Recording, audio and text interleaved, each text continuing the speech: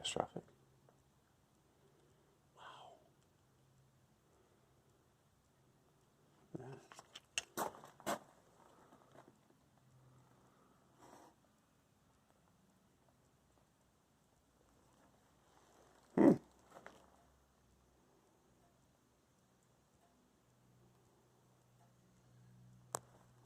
Well, look at that. Hope y'all saw that.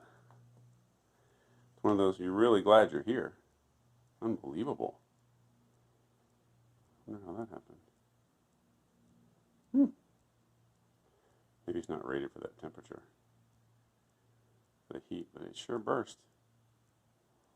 Only 40 pounds. Maybe it had a nick in it too. Anyway, that's that. So, what I was explaining was the cooling system, oil,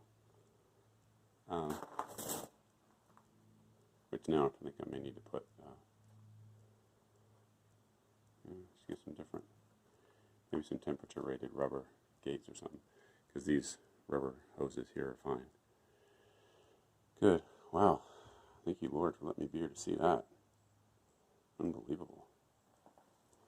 So, anyway, I can explain it to you quietly now.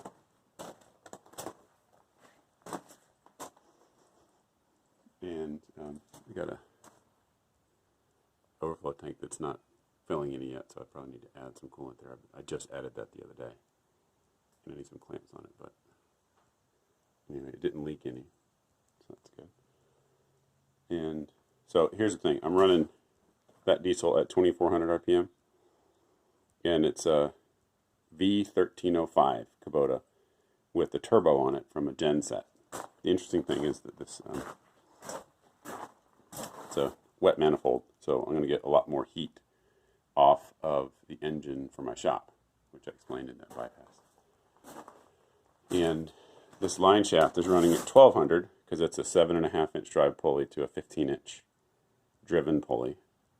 So it's half the RPMs here, and then I'm going from, I don't know, it's like an 8 to a 14 or something, so it's down to 720 or so on the air compressor, which I have yet to plumb up.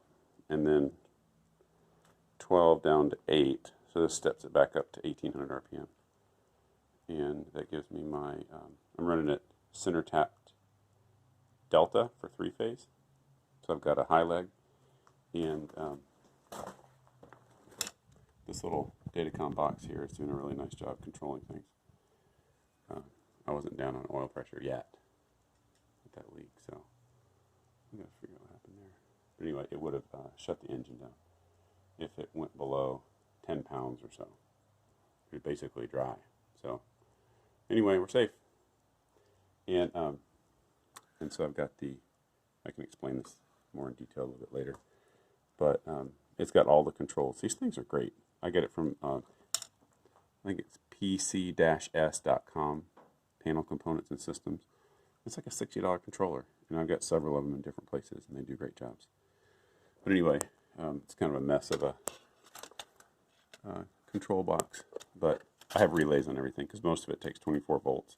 So I pass through 24 volts for glow plugs, fuel, and for crank, as you can see. And then I get my 24 volts, 12 volts, and then all these other things, like, you know, like water, fuel or ignition, the oil sensor, or the switch rather.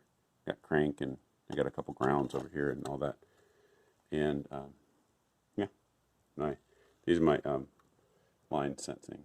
So this is how it does crank cutting, is in this. So